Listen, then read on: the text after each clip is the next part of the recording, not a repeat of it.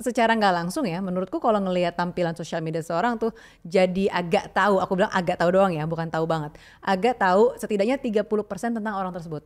Tapi kalau stalking dari segi nyari background check, dia tuh kerja di mana, dia tuh temenan sama siapa, aku kira itu masih sah-sah aja. Dia kemana, dia posting apa aja, karena memang itu hal-hal yang dibuka untuk publik kan. Tapi sosial media juga bukan satu-satunya cara buat kita mencari tahu tentang orang ini. Masih ada by pertemanan detektif. atau ya ketemu langsung gitu loh. Ya kan, ketemu langsung juga mungkin kita harus kayak berhubungan jadi ya mungkin PDKT atau pacarannya sehingga tahu backgroundnya dia dulu. Oh kok kayak gini menyeramkan juga ya, mana gue udah jadi pacarnya lagi.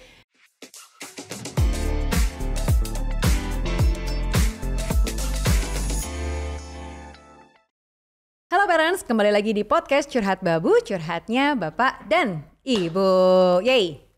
Hai, apa kabar? Kita mau ngomongin apa hari ini? Selamat datang di Rumah Buat Nuca. Aku lagi gak sigap, tadi lagi minum. Kadang-kadang tuh aku suka mikirin kalau di saat gak sigap gitu, kita tuh suka ketangkap apa sih? Suka dikagetin apa sih? Karena Nuca ya kalau sama temen-temennya ini, kalau udah lagi ngobrolin tentang yang lagi rame di sosmed, itu detektifnya jago banget nih. Satu geng perempuan nih detektif nih. Asli. FBI. Aduh, ibu-ibu itu ya paling jago memang dia jadi FBI ya. Iya, jadi was-was aja kalau gua ngapa-ngapain tuh udah pasti udah ketahuan. Asli lagi cerita di satu cerita atau satu gosip aja bisa wah set dari TikTok ininya, TikTok bapaknya, TikTok adiknya, TikTok waduh rame banget. Nah itu kalau kita ngomongin cara ibu-ibu ini stalking atau ngikutin mencari kebenaran, melihat seseorang seperti apa dari sosial medianya. Aku kebayang tuh kalau misalnya kayak dulu, ini kan kita angkatannya cukup jauh ya cukup dari jauh penonton ya. Kalau kita zaman dulu itu udah ada ini semua, apakah akan berbeda ya? Apakah aku akan dilihat Nuca sama dengan sosial media aku sekarang gitu? Dikepoin teman-temannya saat belum nikah dulu, apakah aku akan masih cocok nih? Tapi itu dulu zaman kita awal-awal 12 tahun lalu, 13 tahun lalu ya. Sosial media udah ada tapi terbatas. Ingat kan yang namanya Friendster, MySpace, yang gitu-gitu. TikTok, LinkedIn belum. Belum ada, ya kan? Dating apps belum ada. Belum ada. Mungkin ada tapi kita nggak tahu ya. Tapi pokoknya tapi belum justru lah. jadi seru kalau dulu. Kalau sekarang itu tuh kayaknya hampir banyak atau justru too much information tentang satu orang tuh bisa kita googling lah, bisa kita lihat dari sosial media. Ini kan sekarang sosial media juga banyak ya, kita kayak mau search di mana juga ada, kecuali tuh orang di lock. Nah sekalipun di lock kadang-kadang suka ada mutual friends-nya siapa ya, coba kita lihat kayak gitu-gitu. Nah dia tapi following siapa tuh juga dilihat gitu. Nah tapi seberapa jauh sih kita bisa atau kita pengen mengetahui latar belakang orang yang kita suka gitu. Tapi lucu juga ya ngomongin tadi kamu googling seseorang. Nama gue di googling dan nama Nuca di googling itu ada satu persamaan nih. Yaitu kata cerai. Nuca Bahri cerai, Aryo Pratomo ada apa cerai ya gitu. yang googling kita ya. Mungkin gue mikirnya tuh oke, gue pernah cerai, jadi berarti mungkin orang pada pengen tahu Aryo Pratomo cerai, dia googling lah segala macam bener apa enggak bla bla bla. Tapi kenapa Nuca? Mungkin banyak netizen yang mengharapkan Nuca cerai dari gue gitu. Tapi memang how far should we go untuk mengetahui seseorang apakah dia cocok sama kita, apakah dia berbohong nggak sama kita? How far should we go? Sebelum kita bahas soal seberapa jauh, tapi lebih ke objektifnya dulu deh. Buat apa sih kita cari tahu orang lebih jauh? Ya itu satu, mungkin apakah dia bener orangnya. Maksudnya apakah dia, misalnya aku lagi deketin kamu, aku ngomong berapa hal bla bla bla bla bla bla. Misalnya aku ngaku punya rumah 15 gitu. Terus kamu pengen, so sih punya rumah 15, mungkin gue harus cari tahu nih bener apa enggak gitu. So sih ini orang CEO-nya ini, founder startup ini lagi sih gajinya sekian gitu. Mungkin kamu harus cari tahu itu biasanya lewat LinkedIn kali.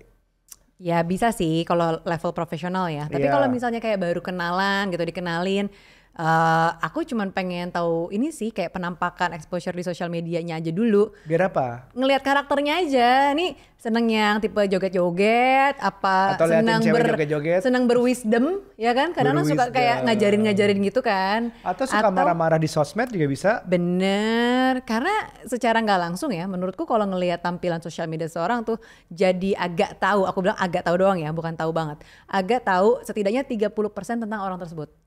Karena banyak banget dari sosial media sebenarnya kalau kita tahu cara melihatnya yang benar, ini gue juga kadang-kadang mungkin judging, salah dong kalau gitu. Tapi basically kita bisa melihat dia ngomongin apa, dia di follow dan nge-follow siapa, Betul. interestnya seperti apa. Betul. Dari following atau dari teman-temannya aja kita bisa tahu levelnya nih, yang paling sering hangout kayak gimana orang-orangnya, kita bisa follow teman-temannya.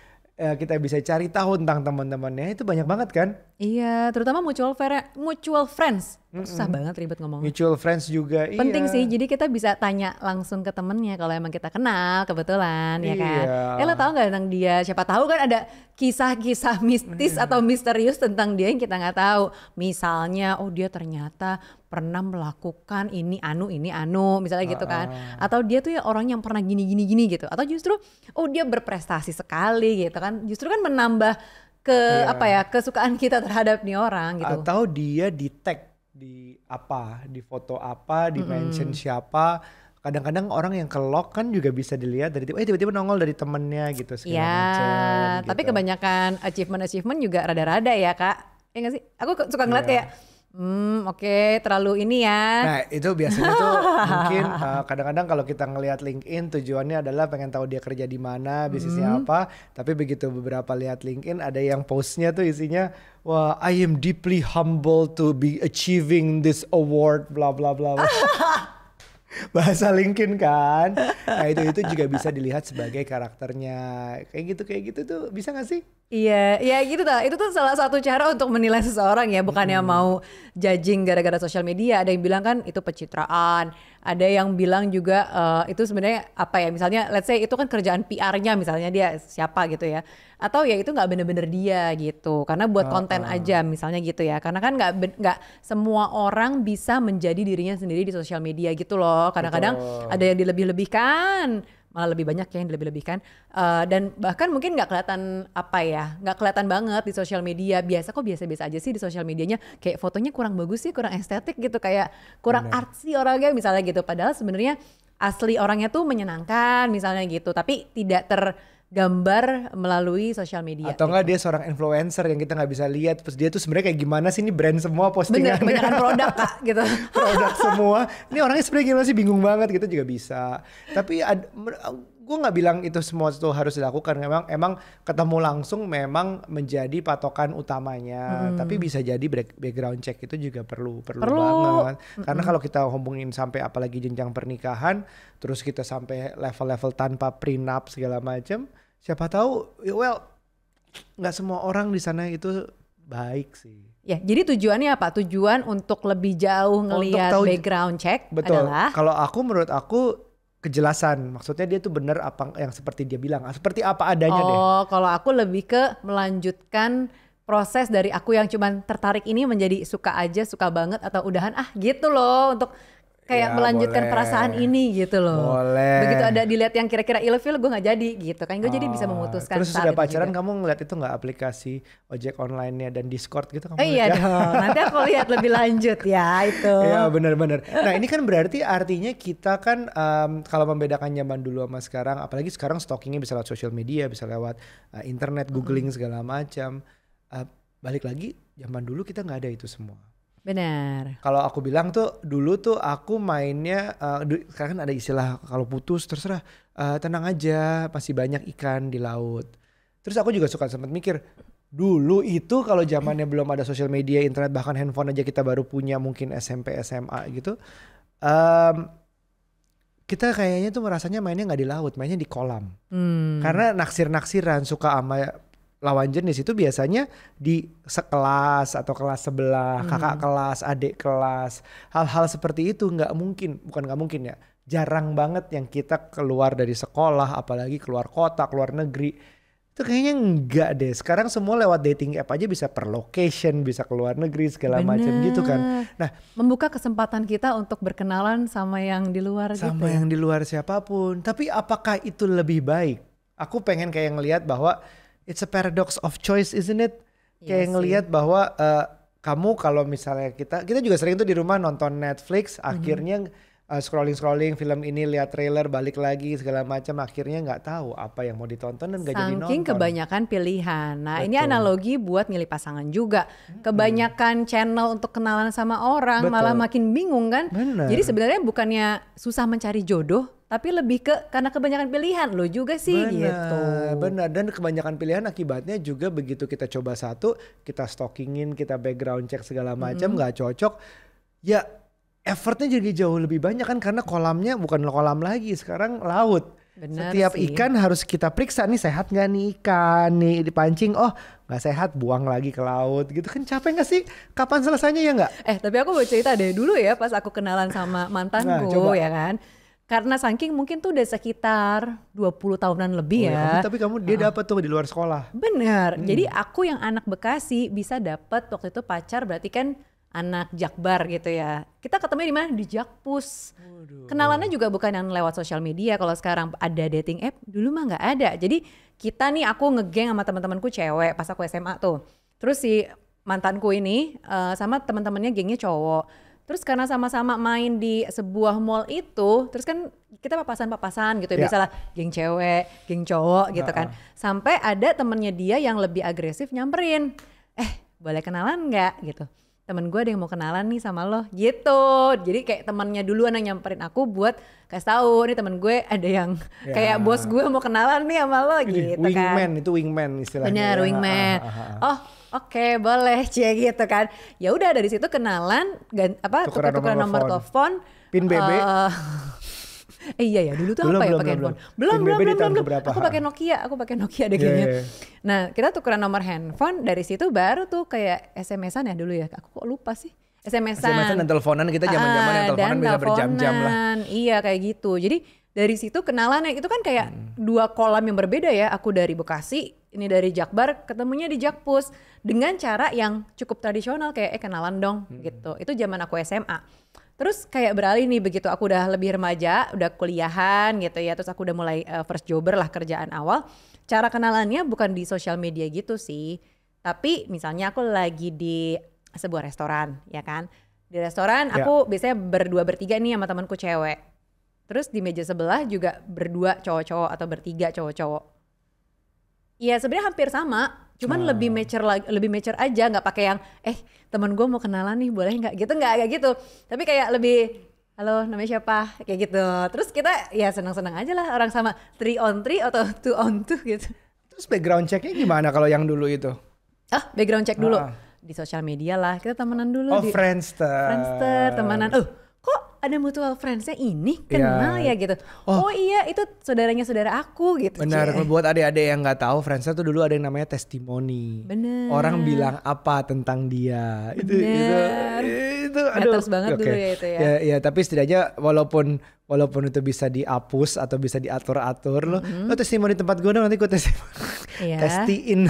Gue testiin. Nah itu tapi bisa ngelihat kayak lo mutual friends-nya sama siapa, bertemannya sama siapa, terus bisa lihat foto album juga kan, ya orang tuh ngapain aja, kayak gitu-gitu. Jadi dari situ baru sering ketemu. Nah begitu yang makin dewasa aku bilang kenalan itu, baru sosial medianya udah agak berganti tuh, udah nggak terlalu Friendster ya, udah ke Facebook waktu itu, udah ke Facebook. Ya sebenarnya hampir sama metodenya, tapi ya nggak pakai dating app, nggak pakai LinkedIn, nggak tahu dulu kita. Jadi berdasarkan sosial media, terus kayak mutual friends aja gitu sih background checknya. Oke, kita sama-sama setuju bahwa kita tuh melakukan background check lah ya untuk satu sama lain, sama mantan kita dulu juga, walaupun dengan cara yang beda generasi, lintas generasi itu beda. But how far is too far for background check? Atau sampai mana lo consider itu background check sampai ke stalking? Bedanya apa ya? Stalking sampai akhirnya yang memang itu ini udah kelewatan nih. Tapi ya. Kamu pernah nggak kayak ada yang deketin kamu, ngikutin kamu, ngintilin kamu? Nggak tahu ya. Mungkin ada. Mungkin ada banyak banget ya. Mungkin apa ya. Soalnya kayaknya aku dulu juga pas sama mantanku atau yang mana ya, aku juga lupa. Cuman kayak aku kira-kira aku nggak mau kan kayak gengsi nanyain alamat dia di mana. Tapi kayak butuh tahu dia tuh tinggalnya di mana. Cuman Kenapa? Daerahnya aja atau gimana sih ya maksudnya? daerah rumahnya. Jadi kayak Kamu ngapain? jadi tau gak, ini lucu banget kan SMA udah mulai 17 tahun kan udah bisa nyetir sendiri dong. Nah jadi aku tuh kayak sounding dong, kedengeran aja gitu dia rumahnya sekolahnya di mana, terus kompleknya tinggal di mana. Tapi kan dia nggak kasih tahu alamat asli. Jadi aku sama temanku cewek-cewek kita datengin lah si komplek ini karena kan aku udah pernah denger nih kompleknya di mana. Yang mana ya kira-kira rumahnya yang mana ya gitu. Sambil kita cariin mobil yang ada plat mobilnya dia gitu. Segitunya. That was too far I think. Tapi udah cuman lihat That was aja too biar far. tahu aja. Tapi kan zaman dulu ya kita butuh tahu mobilnya apaan. Wah, ini nih yang namanya cegil kali ya. Serius kamu sampai kayak gitu? Iya, pernah. Baiklah, oke. Kalau aku menurut aku yang Kalau kamu apa emang? Aku nggak Kamu ingat nggak pernah sih. Aku nggak sampai ingat kayak sih. nggak pernah sampai kayak cari alamatnya gitu. Enggak sih. Mungkin Oh enggak. nggak pernah sampai Nggak cari pernah. alamat. Nggak ada yang dicari. Kamu ada yang nyariin nggak waktu itu? Nggak tahu ya. Kalau yang nyariin alamatku jelas gak ada sih, nggak ada. Tapi ada yang pernah nyariin aku. Nyariin gimana? Alamatmu? Iya, jadi kan dulu rumahku tuh kayak di pinggir jalan raya gitu ya. Terus aku tahu nih kalau pagi gitu hari Minggu pagi, ini dulu belum, ini bukan pacaran ya. Kayak dia deketin aku aja. Terus kok ini mobil aku tahu, ini mobilnya si ini gitu kan. Terus Dia lewat. Terus ada lagi gitu. kamu nggak takut? Takut kan? Kok dulu gak pikiran takut? Aku tuh mikirnya takut sih. Kalau kamu dulu seneng ya, dia nyariin gue loh. Padahal bisa aja nih niatnya jelek kan. Lo ngapain niat banget sampai depan rumahnya gitu? Enggak, jadi dia lewat seberangnya gitu. Tapi aku tahu itu kayaknya mobil si itu kan gitu. Atau kamu kegeeran kali? Bisa jadi. Ya mungkin ada Bisa temennya deket rumah kamu Benar, kali. benar. Tapi kayak rutin gitu loh Minggu pagi gitu.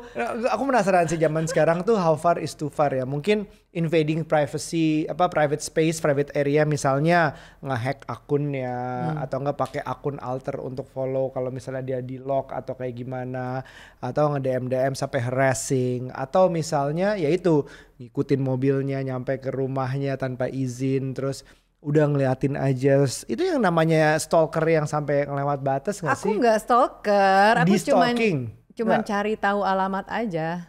Kan kira-kira begitu tahu, oh itu tuh mobilnya di rumah itu ya. Tapi itu borderline loh menurutku. Iya kan cuman lewat Ya aja nggak sih, kita maksudnya nggak ngapa-ngapain. ini Nggak teror. ini untuk kamu nih ya, nih Nucha nih, orang tahu Nucha itu siapa gitu. Tapi kalau misalnya someone you don't know ngikut datang gitu segala serem macam sih. gitu, serem kan? Serem. Tapi aku pernah ada kejadian gitu juga loh, Bab. Gimana tuh? Iya, kayak ada desi itu tuh, Bab. Pokoknya aku nggak pernah sebut alamatku di mana, kok tiba-tiba dia datang gitu. Surprise gitu loh. Yang pelit itu. Iya benar. Kamu tahu sih? yang aku tahu bener kan yang mau bayarin kamu tapi nggak mau bayarin jadi, teman-teman bener kamu kan? itu kan ya. Itu aku ya. bingung deh. Kok dia bisa tahu ya alamatku? Aku kaget banget loh. Nah itu perasaan kamu gimana dia tiba-tiba tahu? Ya aku seneng sih kesengsem. Ih, Lah gimana usaha. ini? Kaget tapi seneng gimana sih? Kaget tapi kayak gila usaha banget nih.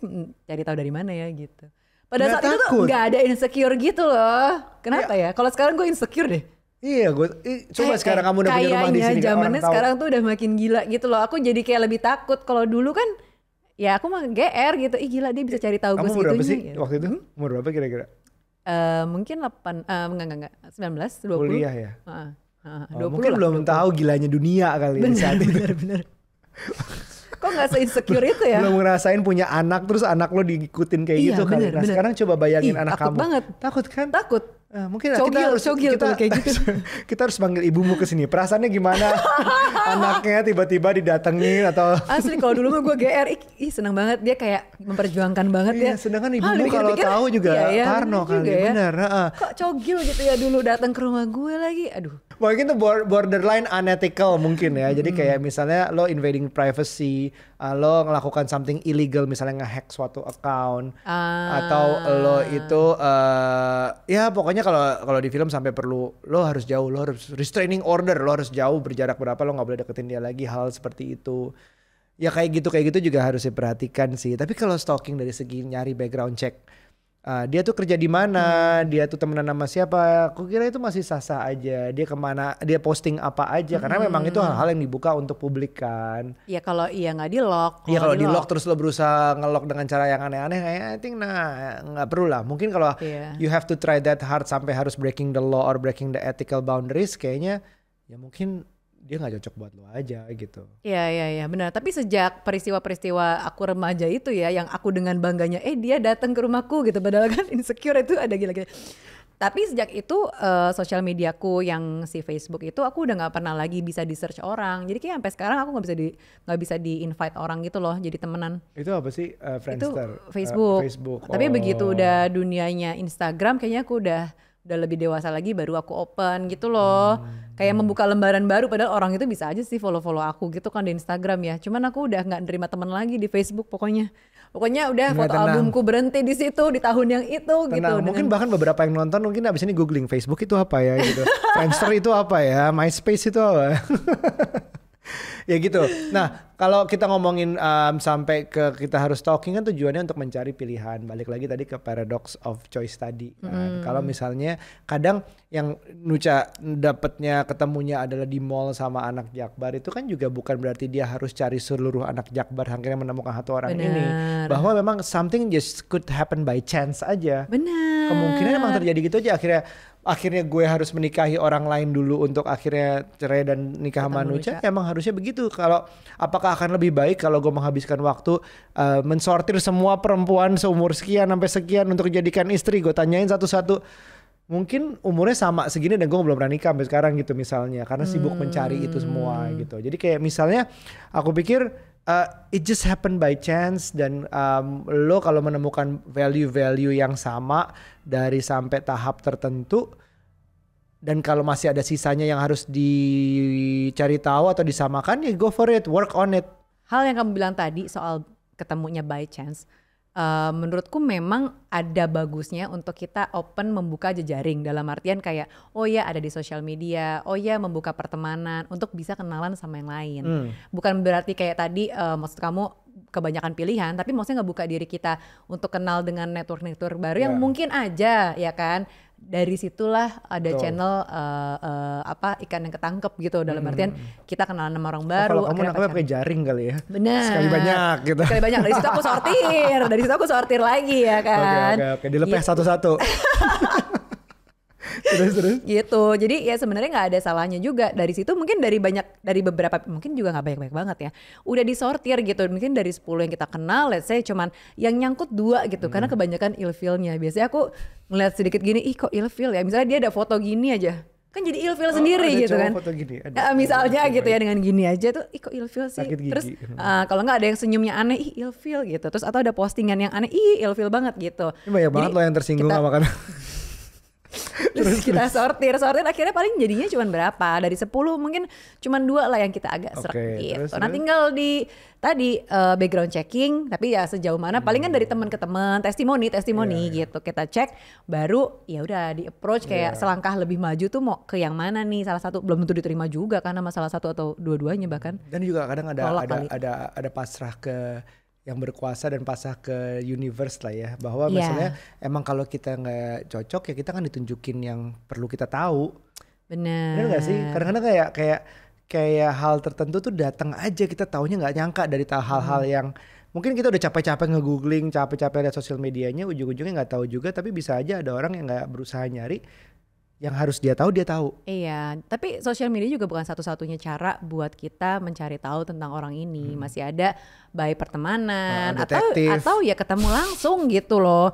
Ya kan, ketemu langsung juga mungkin kita harus kayak berhubungan jadi ya mungkin PDKT atau pacarannya, sehingga tahu backgroundnya dia dulu, oh kok kayak gini menyeramkan juga ya, mana gue udah jadi pacarnya lagi. Ya udah, itu kan waktunya kita untuk cut misalnya kayak gitu. Tapi ya mungkin ada hal-hal masa lalu seseorang yang cukup kelam yang kita nggak tahu gitu, yang mungkin nggak ke track di apa jejak digital bahkan. Gitu, itu sih. Oh, kalau dia nggak ada jejak digitalnya sama sekali Serem juga, ya. serem loh. Sama sekali di googling, di apa sekali nggak ada. Iya, serem loh itu. Kamu serem ya? Aku pernah loh ada mencari orang, kok dia nggak ada di sosial media ya, kok dia nggak ada di Google tuh juga nggak ada, kan aneh banget nih orang gitu. Iya. Kayak mau berpartner sama siapa aja, kalau kita nggak tahu background dia apa, terus di googling juga nggak ada, nggak jadi deh. Aku tahu. Makin kesini memang makin sedikit orang yang nggak ada di dunia internet ini. Benar.